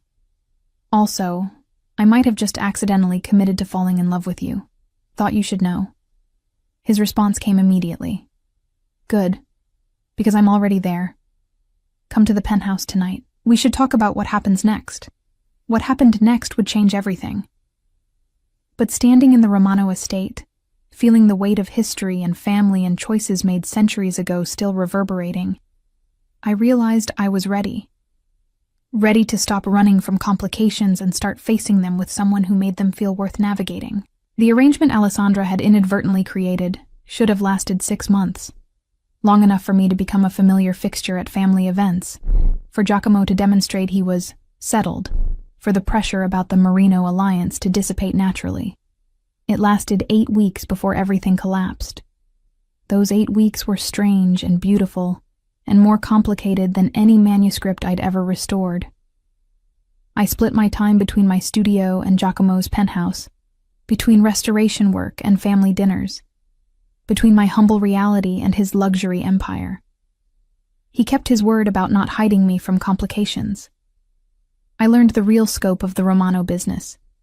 Not just the legitimate holdings, but the territories, the influence, the careful balance between legal enterprise and darker necessities. He walked me through it with brutal honesty, giving me chances to leave before I was in too deep. I stayed anyway. In return, I showed him my world. The painstaking precision of restoration, the satisfaction of making broken things whole again, the way history lived in paper and ink and leather. He'd appear at my studio with coffee, sit quietly while I worked, ask questions that showed he understood the craft behind the art. We attended family gatherings where Paola fussed over me and Giuseppe assessed me with continued approval. We went to galas where I wore borrowed dresses and learned to navigate conversations about art and business and carefully coded threats. We spent quiet Sundays in his penthouse where I cooked simple meals and he read while I worked, and it felt almost normal. Almost. Because beneath the surface, 2 problems were growing. First, I was actually falling in love with him. Not the performance version, not the arrangement, the real man who made perfect espresso and listened to me explain paper fibers and looked at me like I was the most interesting mystery he'd ever encountered. Second, someone didn't want us together. The signs started small. A photographer outside my studio, too interested in my comings and goings. Questions from clients about my connection to the Romano family. A break-in at my studio where nothing was stolen but everything had been carefully searched. Someone's investigating you, Angelo told me bluntly after the break-in. He'd started appearing outside my studio, Giacomo's gift of security I couldn't refuse. Trying to find dirt, leverage, anything that could be used against the boss. Who? Working on that, but you need to be careful. No more walking home alone, no more predictable routines. I told Giacomo that evening, sitting in his office while he worked late. He didn't look surprised, just tired. I was hoping we'd have more time before this started. Before what started? The pressure, the attacks, the systematic attempts to break what we're building because it doesn't fit the plan certain people had for my future. He set down his pen, met my eyes. This is what I meant about complications. My choices affect more than just me. So what do? We have options. He stood, moved to the window. I can announce publicly that we're serious. Make it clear you're not going anywhere, which might make you more of a target, but also more protected. Or we can end this now, before you're pulled deeper into something you never asked for. You want to end it? I want you safe. He turned to face me. But I also want you with me. Those two things might be incompatible. I thought about walking away, about returning to my quiet life, where the biggest danger was paper cuts and the worst complication was a difficult binding repair. I'm not leaving, I said, but I'm also not hiding. Whatever announcement you need to make it. I'm done pretending this is temporary. Relief washed across his face. You're sure? Completely terrified and completely sure. I stood, closed the distance between us. Someone needs to teach you that not everything in your life has to be a calculated risk. You're the biggest risk I've ever taken. Then let's make it worth it. He kissed me, and it felt different than before. Not tentative or exploratory, but claiming. A line being crossed from performance into reality. The announcement went out 3 days later through official channels. Giacomo Romano was in a serious relationship with Giulia Ferretti, a book restoration specialist. The family was delighted. No further comment. The response was immediate and violent. My studio was vandalized, not with random destruction, but surgical damage. Tools broken, works in progress destroyed, clients' manuscripts deliberately ruined, decades of reputation decimated in one night. I stood in the wreckage the next morning, Angelo beside me, trying not to cry at the loss. Not just money, though that was devastating, but trust. The sacred bond between restorer and client, shattered because someone wanted to hurt Giacomo through me. He arrived 20 minutes later, took one look at the damage, and his expression went arctic. Angelo, find out who did this. Already working on it, boss. Work faster. Giacomo turned to me, his voice gentling. Giulia, don't say you're sorry. Don't say you should have protected me better. Don't make this about guilt. I gestured at the destruction. Just tell me we're going to fix it. We will. I'll compensate every client personally. We'll rebuild your equipment, your workspace, everything. He pulled me against him, and I let myself lean into his strength. But right now, you're coming home with me. Not the penthouse, somewhere safer. I'm not hiding. You're not hiding. You're being strategic. There's a difference. He took me to a property I didn't know he owned, a restored farmhouse outside the city, isolated and secure. Alessandra was already there, having been moved the same day my studio was hit. They're escalating, she said bluntly. Whoever's behind this wants to prove you're a liability, Giacomo, that protecting Giulia costs too much. Then they've miscalculated. He was on his phone, issuing orders I only half heard. Because now I'm not just protecting her, I'm hunting whoever did this. Over the next week, the full scope of the Romano Empire became visible. Angelo and his team worked with efficiency that suggested this wasn't their first investigation. Giacomo made calls, called in favors, applied pressure through channels I didn't fully understand. I stayed at the farmhouse with Alessandra, working on what manuscripts I'd managed to save, trying not to feel like a prisoner in protective custody. "I'm sorry," Alessandra said one evening, the guilt written across her face. "This is my fault. If I hadn't lied to Papa—" "This would have happened anyway," I interrupted. "Maybe later, maybe differently, but anyone who got close to your brother would become a target. At least this way, we knew what we were walking into." "Did we, though? Did you really understand what you were agreeing to?" I thought about my destroyed studio, my compromised safety, the way my simple life had exploded into chaos. No. But I'm learning. The breakthrough came on day 6. Angelo appeared at the farmhouse with news that made Giacomo's expression shift from controlled fury into something colder. "It was Claudio Marino's daughter," Angelo reported. "Giovanna. She hired professionals to send a message about the broken engagement understanding." "There was no engagement understanding," Giacomo said flatly. "Her father led her to believe there was, that the marriage was agreed upon, just waiting for official announcement. When you started appearing publicly with Giulia instead." Angelo shrugged. "She decided to eliminate the competition." I felt cold. "She destroyed my studio because she thought we were engaged? She destroyed your studio because you represented everything she'd been promised and lost." Angelo pulled out his phone, showing surveillance footage. "We have her on camera directing the professionals. Enough for charges if you want to press them." "No charges," Giacomo said immediately. "We handle this internally." "What does that mean?" I asked. He looked at me, and I saw the man beneath the businessman, the one who'd been trained since childhood to solve problems with violence when necessary. "It means I'm going to have a conversation with Fabiano Marino about controlling his daughter's behavior. And if he can't, I will. Giacomo, this isn't negotiable, Giulia. She came after you because of me. That requires a response. A response, not a war. Trust me to know the difference." I did trust him. That was the terrifying part. I trusted this man who operated in a world where handling things internally meant something far different than legal recourse. The meeting with Fabiano Marino happened 2 days later, at a neutral location with both families' security present.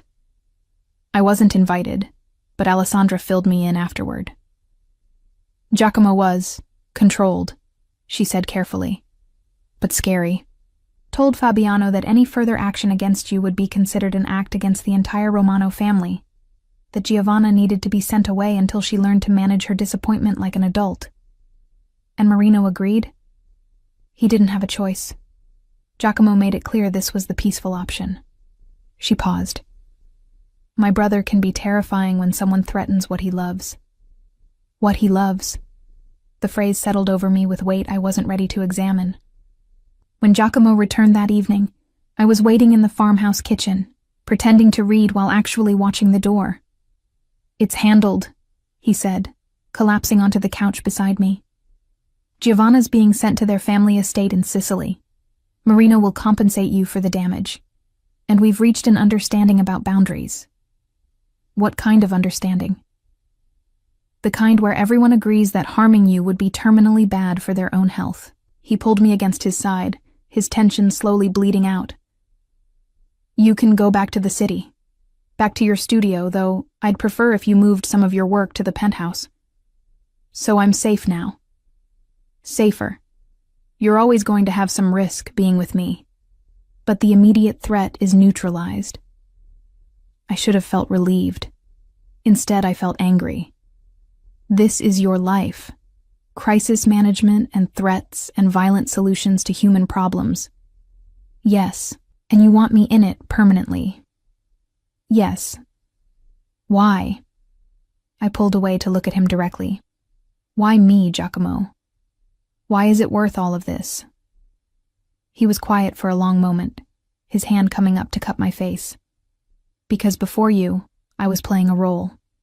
Dutiful son, careful businessman, strategic decision maker. Everything calculated, nothing real. And then you crashed into my life wearing my robe and drinking my coffee and calling me paranoid to my face, and suddenly I remembered what it felt like to want something that wasn't part of the plan. I'm not some key to your personal freedom. No, you're the person who makes freedom feel possible. He kissed me softly. I know this has been terrifying. I know I've dragged you into situations you never asked for, but I'm asking now, clearly. Will you stay? Not because of arrangements or family expectations, but because you want to build something real with me. 3 months ago, I'd been a book restorer who kept to myself, avoided complications, and measured success in completed manuscripts. Now I was sitting in a guarded farmhouse with a man who'd just threatened violence on my behalf, choosing between safety and something that felt startlingly like love.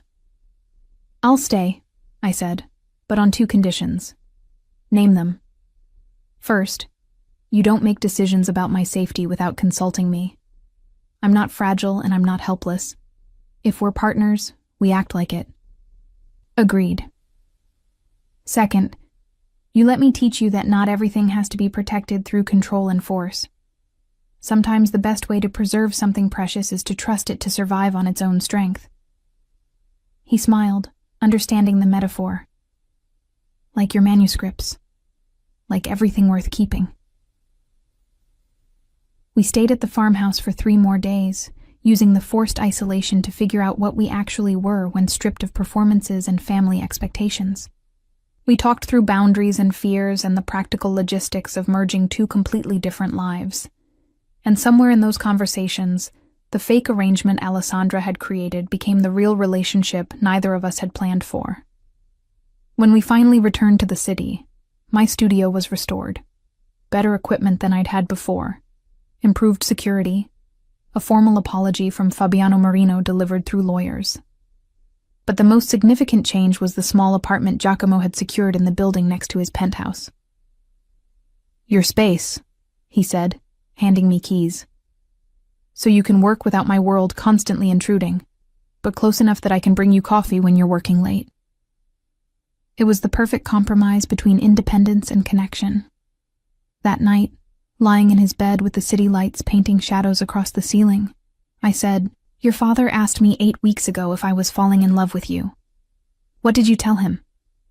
That I was, past tense, uncertain. I turned to look at him. But I'm not falling anymore, Giacomo. I'm there, completely terrifyingly there. His arms tightened around me. Good. Because I've been there since you told me my chocolate preferences were uncivilized. I never said that. You implied it heavily. That's different. He laughed, and I felt the sound rumble through his chest into mine. This was real. Complicated and dangerous and nothing like the life I'd imagined. But real in ways that mattered more than safety. Outside, the city continued its endless rhythm. Inside, 2 people who'd started as strangers in a kitchen figured out how to become partners in something bigger than either had anticipated. The call came at 4 a.m, 3 months after Giovanna Marino's forced exile. I woke to Giacomo already on his phone, his voice clipped with the kind of controlled fury I'd learned meant serious trouble. He was out of bed, pacing naked to the window, silhouetted against pre-dawn darkness. When? A pause. How many? Another pause, longer. Keep her there. I'm coming now. He ended the call, and I was already sitting up. What happened? Alessandra's apartment was broken into. She's safe. She was at a friend's place. But whoever did this left a message. His jaw tightened. Addressed to me. I was out of bed, pulling on clothes. I'm coming with you. Julia. Don't. We agreed. Partners means I don't sit home waiting while you handle crises. He studied me for 3 seconds, then nodded. Get dressed. We leave in 5. Angelo met us in the lobby with 2 other security personnel I'd come to recognize. The drive to Alessandra's apartment was silent, except for Giacomo's rapid-fire calls, mobilizing resources and information networks. The apartment looked untouched from the outside. Inside was a different story. Nothing had been stolen. But every surface, every wall, every mirror had been marked with the same message in red paint that I hoped was just paint. This could have been her. Alessandra stood in her living room, wrapped in a blanket despite the summer heat, shaking slightly. I went to her immediately while Giacomo surveyed the damage with Angelo. "I'm okay," she said before I could ask. "Just shaken. If I'd been home. But you weren't. You're safe." I hugged her tightly. "That's what matters."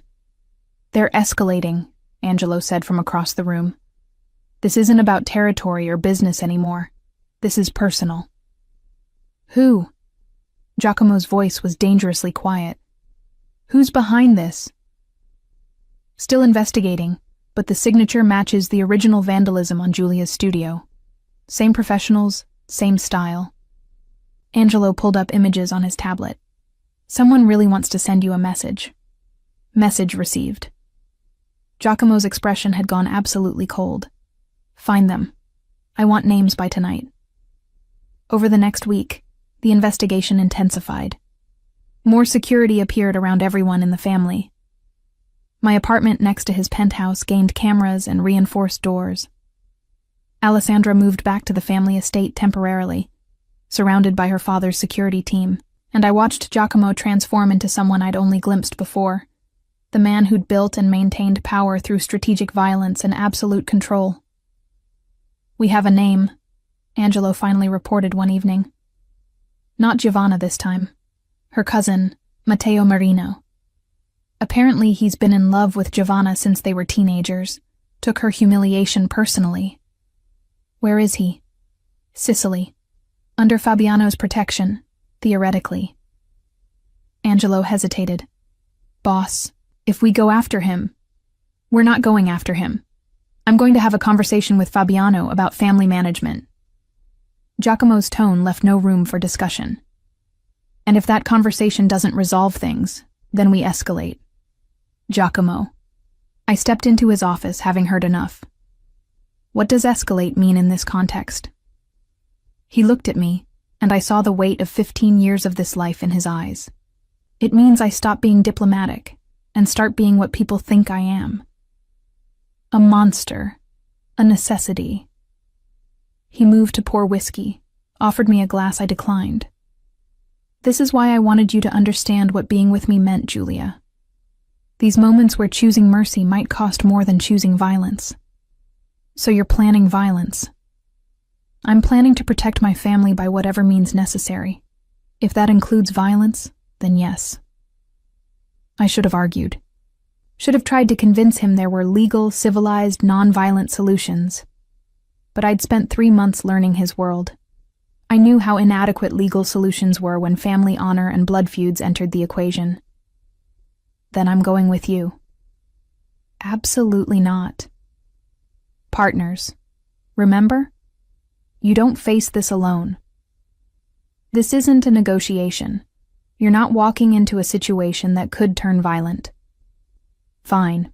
Then I'll wait here while you potentially get yourself killed, proving a point about family protection." I crossed my arms. "How's that for partnership?" We stared at each other across his desk, wills clashing with the force of months of learning to navigate each other's stubbornness. Finally, he said, "You stay in the car with Angelo. No arguments, no following me inside, no heroics. Agreed?" "Agreed." The meeting with Fabiano Marino happened 2 days later, at his private villa outside the city. Giacomo brought minimal security, just Angelo and 2 others. A show of confidence rather than force. I sat in the car as promised, watching through tinted windows as Giacomo disappeared inside. Angelo remained with me, tense and alert. "He'll be fine," Angelo said, though I wasn't sure if he was reassuring me or himself. "How often does he do this? Walk into potentially dangerous meetings?" "More often than he should. Less often since you appeared." Angelo glanced at me. "You're good for him. Make him remember there are stakes beyond business and territory." "I'm not sure that's entirely positive. Stakes make people reckless. Or careful. Depends on the person. We sat in tense silence for 40 minutes. Then voices, raised, angry, coming from inside the villa. Angelo's hand moved to his weapon, his body coiling with readiness. But then Giacomo appeared, walking calmly out of the villa with his security. Not running, not fleeing, just walking with the measured pace of someone who'd gotten what he came for. He slid into the car, his expression unreadable. Drive. We were 5 minutes away before he spoke again. Matteo Marino will be apologizing to Alessandra personally within the week. He'll also be compensating her for the trauma and property damage. And he'll be stationed in Sicily permanently, where Fabiano will ensure he learns to manage his romantic disappointments without threatening innocent people. And if he doesn't comply? I asked. Then Fabiano loses access to 3 territories he currently enjoys through our family's goodwill. Giacomo's smile was knife-sharp. He'll comply. No violence. Not this time. But the threat was clear enough. He took my hand, lacing our fingers together.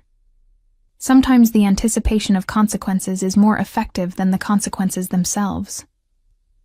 You sound like you're describing manuscript conservation.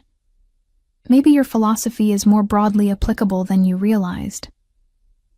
Back at the penthouse, Alessandra was waiting with Paola and Giuseppe.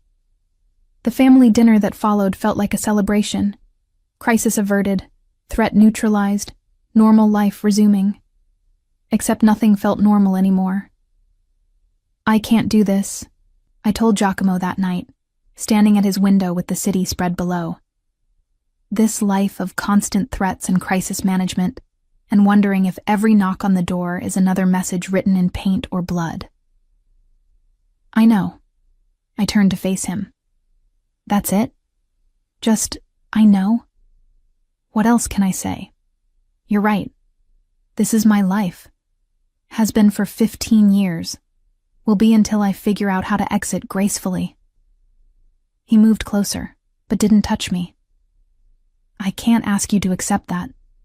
All I can do is promise that I'll make it as safe as possible for you. Safe isn't the same as good, Giacomo. No. But it's what I have to offer. I thought about my manuscripts, about the hours I spent preserving broken things because they mattered, despite their damage.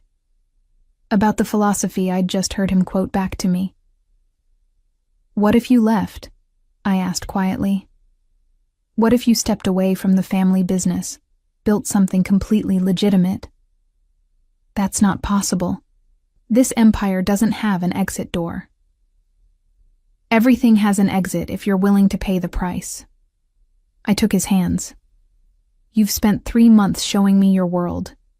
Now let me show you mine, where success isn't measured in territories controlled, but in things preserved, where legacy means what you build, not what you inherit. You're asking me to walk away from everything. I'm asking if there's anything in everything that matters more than building something real with me. He was quiet for so long I thought I'd lost him. Then, my father built this empire, my grandfather before him. Walking away would be betraying generations, or honoring them by choosing something different, something better. It would take years. Selling off holdings, restructuring, ensuring the transition doesn't create power vacuums that lead to violence. Then we have time. Years to figure out how to build the life we actually want, instead of the one we inherited.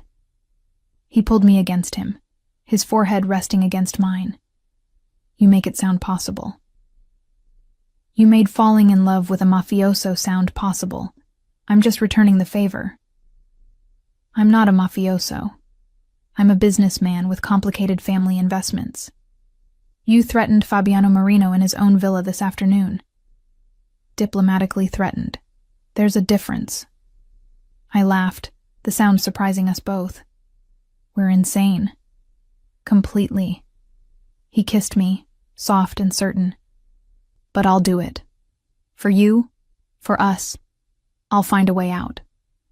Not for me, for yourself. for the life you actually want instead of the one you've been told to want. What I want is you. Everything else is just logistics. The transition took 3 years. 3 years of careful divestment, strategic restructuring, finding reliable people to take over territories and holdings. 3 years of family arguments and compromises, and Giuseppe's grudging acceptance that his son was choosing a different path.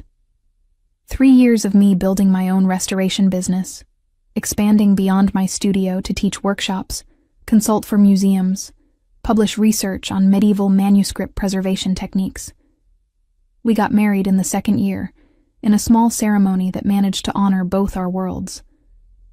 Alessandra was my maid of honor, wearing a dress the color of old vellum. Giuseppe gave me away since my father's health didn't permit the journey, tears in his eyes that he pretended were about something else. By the 3rd year, Giacomo had transformed the Romano holdings into something almost entirely legitimate. Real estate without the territorial implications, import-export without the shadow dealings, investments that could be discussed in public without careful euphemisms. I kept 3 things, he told me one evening, showing me the final portfolio. The building with the restaurant where we had our first lunch, your studio building, because the rent you're paying yourself is criminal, and the farmhouse outside the city, because that's where we figured out how to be real. You're sentimental under all that careful control, only about you. He set aside the papers, pulled me into his lap. Giuseppe officially retired last month. Angelo's taking over as head of operations for what remains of the family business. And I'm now just a wealthy investor with excellent taste in wine and beautiful women. Just one beautiful woman, I hope. Just one. She's terrifying and stubborn and spends most of her time covered in book dust, and I've never wanted anything more. We moved between his penthouse and my studio, between family obligations and professional achievements, building something that belonged entirely to us. Alessandra flourished in the family business, revealing a talent for negotiation that made her father beam with pride. Paola divided her time between organizing charity events and plotting about grandchildren she didn't have yet. On our 3rd anniversary, I finished restoring the manuscript from Giacomo's grandfather, the one that had brought us together. The medical treatise was now museum quality, every page stabilized, every word legible, ready to be shared with researchers and historians. "It's perfect," he said, examining my work with the careful attention I'd taught him. "You made it whole again." Not whole. Better than whole. Honest about its age and damage, but preserved for centuries more of use. I traced the leather binding I'd reconstructed. Like us, really. Not hiding the complications, but building frameworks that support what matters. He pulled me into a kiss that tasted like cedar and promise, and the strange magic of 2 people who'd started as strangers in a kitchen, and chosen each other through crisis and chaos and complicated family dynamics. Outside his office window, the city spread in all directions, full of territory someone else now managed, full of power someone else now wielded.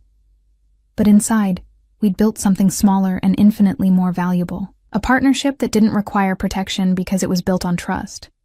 A love that didn't need to be perfect because it was perfectly honest. A future that belonged entirely to us. "Do you regret it?" I asked. "Leaving the empire behind?" Every empire falls eventually. Better to walk away while choosing the successor than to be toppled by time or rivals. He smiled against my hair. "Besides, I found something better." "What's that?" "A woman who looked at my most dangerous self and decided I was worth restoring. Who saw potential beneath the damage and built frameworks to support what mattered." He tilted my face up to meet his eyes. "You preserved me, Julia. The way you preserve your manuscripts, with patience and precision and absolute faith that broken things can be made beautiful again. You were never broken, just underappreciated. I love you. I know. You've been showing me for 3 years. And I'll keep showing you for the next 60 if you'll let me." I kissed him, tasting the future in that contact, complicated and beautiful, and entirely ours. Built not on territory or tradition, but on choice. The choice to see past reputations to reality. To find love in unexpected morning encounters. To preserve what mattered and let everything else fall away. Because some things were worth protecting through any complication. And some people were worth choosing, again and again, every single day. Even when, especially when, they first appeared in your kitchen at dawn, looking dangerous and devastating and completely, perfectly wrong in all the right ways. Sometimes the most dangerous risks lead to the most beautiful rewards. Giulia and Giacomo's journey from a shocking kitchen encounter to building a life together reminds us that love doesn't ask permission. It transforms everything. Their story shows that even complicated beginnings can lead to extraordinary partnerships when two people choose honesty and courage over comfort. If this story touched your heart, show some love with a like. What would you have done in Giulia's place? Walked away from the complications, or taken the risk? Share your thoughts below.